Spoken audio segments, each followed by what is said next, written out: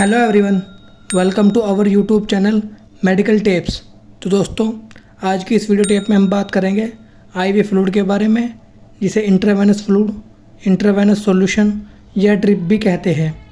तो आज हम जानेंगे कौन सा आईवी फ्लूइड कितने कितने ml की बोतल पैकिंग में अवेलेबल होता है, उसकी कंपोजिशन के बारे में, वो कब यूज होता है और उसे कब यूज नहीं करना चाहिए।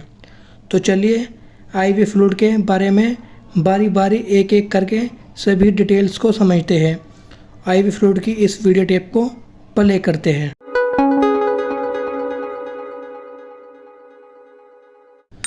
तो दोस्तों, वैसे तो बहुत से आईवी फ्लूइड्स होते हैं, पर इनमें 4 मेन आईवी फ्लूइड्स होते हैं, जो कि एनएस, डीएनएस, आरएल और डेक्सट्रोज होते हैं, जो डॉक्टर के द्वारा बहुत ही कॉमनली यूज होते हैं। इन आईवी फ्लूइड्स की डिटेल्स कुछ इस तरह से है।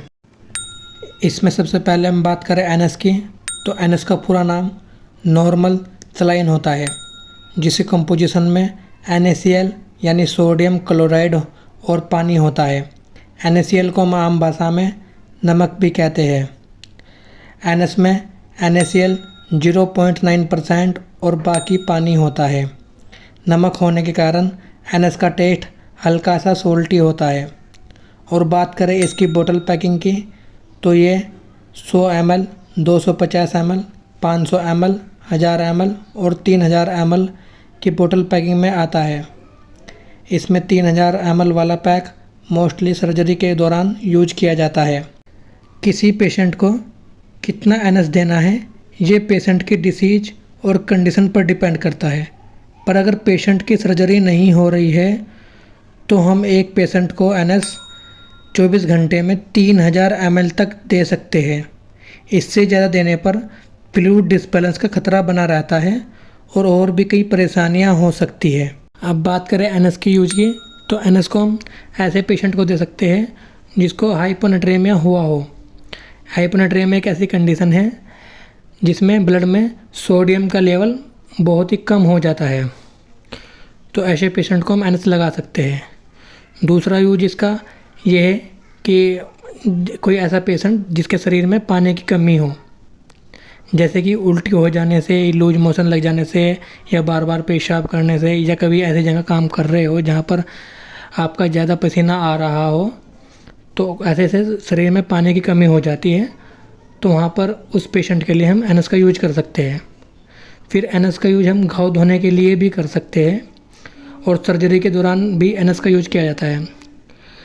कुछ इंजेक्शन ऐसे होते हैं जिन्हें हम पेशेंट को डायरेक्ट नहीं लगा सकते, जैसे आयरन सुक्रोज हो गया और पाइपरसलिन एंड टैजोबैक्टम हो गया।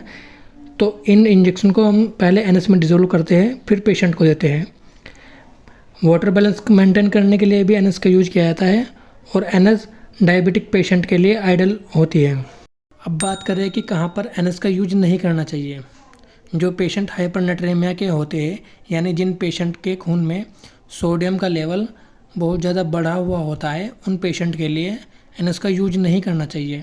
हार्ट फेलियर में और इडिमा में भी एनएस का यूज नहीं करना चाहिए। और जो पेशेंट हाई बीपी के होते हैं, यानी जिनको हाइपरटेंशन होती है, जिनका बीपी बढ़ा हुआ होता है, उनके लिए भी एनएस का यूज नहीं करना चाहिए, क्योंकि एनएस में सोडियम क्लोराइड होता है, यानी कि नमक, जिससे कि बीपी और ज़्यादा बढ़ जाएगा। तो वहाँ पर एनएस का यूज नहीं करना चाहिए।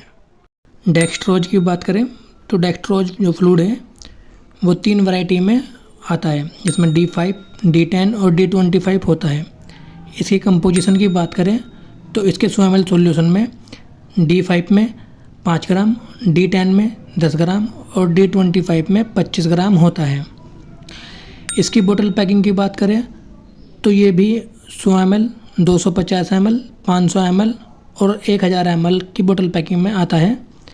और एक पेशेंट को हम 24 घंटे में 3000 ml तक के दे सकते हैं। इसके यूज की बात करें, तो इसको हम हाइपरनेट्रेमिया में यूज कर सकते हैं, यानी किसी पेशेंट में खून में सोडियम की जो मात्रा है वो बढ़ी हुई है, तो उसमें हम इसे यूज कर सकते हैं। और इसको हम डिजीनेस, यानी जिस पेशेंट को चक्कर आ रहे हो, उसके लिए यूज कर सकते हैं। और फिर हम इसको वीकनेस के लिए यूज कर सकते हैं, यानी किसी पेशेंट को अगर कमजोरी है तो उसमें हम इसे यूज कर सकते हैं। और फ्लूइड लॉस में भी हम इसको यूज कर सकते हैं। और हाइपोग्लाइसेमिया यानी जिस पेशेंट का शुगर लेवल कम हो रहा हो तो वहाँ पर भी हम इसको यूज कर सकते हैं। और बात करें कि कहाँ पर इसको यूज नहीं करना चाहिए, तो एक तो जो किडनी पेशेंट है यानी रीनल पेशेंट है उनके लिए हमें इसका यूज नहीं करना चाहिए। और जो कार्डियक पेशेंट है यानी दिल के मरीज़ हैं उनके लिए भी हमें इसका यूज इस्तेमाल नहीं करना चाहिए। और फिर तीसरे जो डायबिटिक पेशेंट हैं यानी जिन पेशेंट का शुगर लेवल हाई रहता है उनके लिए इसका यूज नहीं करना चाहिए।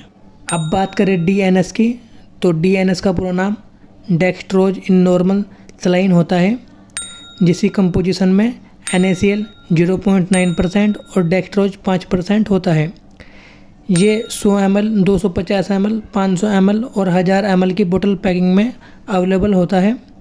इसकी डोज की बात करें तो ये पेशेंट की डिसीज़ और कंडीशन पर डिपेंड करता है कि इसको कितना देना है, पर इसको मैक्सिमम 24 घंटे में 2500 ml दे सकते हैं। अब बात करें DNS के यूज की, तो ये हाइपोग्लाइसेमिया यानी जिस पेशेंट का शुगर लेवल लो हो रहा हो उसके लिए यूज कर सकते हैं। और इसे वीकनेस में भी यूज कर सकते हैं। और किसी पेशेंट को अगर थकान महसूस हो रही हो तो उसके लिए भी इसको यूज कर सकते हैं। इसको इलेक्ट्रोलाइट बैलेंस करने के लिए भी यूज कर सकते हैं। हाइपोटेंशन यानी जिस पेशेंट का BP लो हो रहा हो उसके लिए इसे यूज कर सकते हैं। इसको एक्सीडेंट कंडीशन में भी यूज कर सकते हैं। और किसी पेशेंट का अगर इंसुलिन ना बन रहा हो तो उसके लिए भी इसको यूज कर सकते हैं। और इसको हाइपोनेट्रेमिया में भी यूज कर सकते हैं। और जब किसी पेशेंट को लू लग जाती है तो उस केस में भी इसको यूज कर सकते हैं। अब बात करें कि DNS का यूज कहाँ नहीं करना चाहिए। DNS को प्रेग्नेंट लेडी को नहीं लगाना चाहिए। कोई डायबिटिक पेशेंट हो यानी जिस पेशेंट का शुगर लेवल हाई हो रहा हो उसे भी DNS नहीं लगाना चाहिए। और रीनल पेशेंट यानी कोई किडनी का मरीज है तो उसे भी DNS फ्लूइड नहीं लगाना चाहिए। कोई कार्डियक पेशेंट हो, दिल का मरीज, उसे भी DNS नहीं लगाना चाहिए। अब बात करें RL की, तो RL का पूरा नाम रिंगर्स लैक्टेट सॉल्यूशन होता है। इसको हार्टमैन सॉल्यूशन भी कहते हैं। बात करें इसके कंपोजिशन की, तो ये इलेक्ट्रोलाइट का मिक्सचर होता है जिसमें सोडियम क्लोराइड 0.60 ग्राम, पोटेशियम क्लोराइड 0.04 ग्राम और कैल्शियम क्लोराइड 0.027 ग्राम और सोडियम लैक्टेट 0.32 ग्राम और पानी क्वांटिटी सफिशिएंट में होता है। इसकी पैकिंग की बात करें तो ये 100 ml, 250 ml, 500 ml और 1000 ml की बोतल पैकिंग में अवेलेबल होता है। इसकी डोज की बात करें तो ये भी पेशेंट की डिसीज और कंडीशन पर डिपेंड करता है कि उसको कितना RL देना है, पर इसको मैक्सिमम 1500 ml 24 घंटे में दे सकते हैं। अब बात करें RL के यूज की, तो RL को इलेक्ट्रोलाइट बैलेंस करने के लिए यूज किया जाता है। और जब कोई व्यक्ति जल जाता है तो उस केस में भी RL का यूज किया जाता है। हाइपोटेंशन यानी जब किसी व्यक्ति का ब्लड प्रेशर लो हो जाता है तो उसमें भी RL का यूज किया जाता है। और जब न्यूट्रिशनल डिफिशिएंसी यानी किसी व्यक्ति को कुपोषण हो जाता है तो उसको दूर करने के लिए भी RL का यूज किया जाता है। और सर्जरी के दौरान भी RL का यूज किया जाता है। और ये डायबिटिक पेशेंट के लिए सूटेबल भी होता है। अब बात करें कि RL का यूज कहाँ पर नहीं करना चाहिए, तो जिस पेशेंट को हाइपरटेंशन यानी उसका ब्लड प्रेशर लेवल हाई हो रहा हो तो वहाँ उसको RL नहीं देना चाहिए।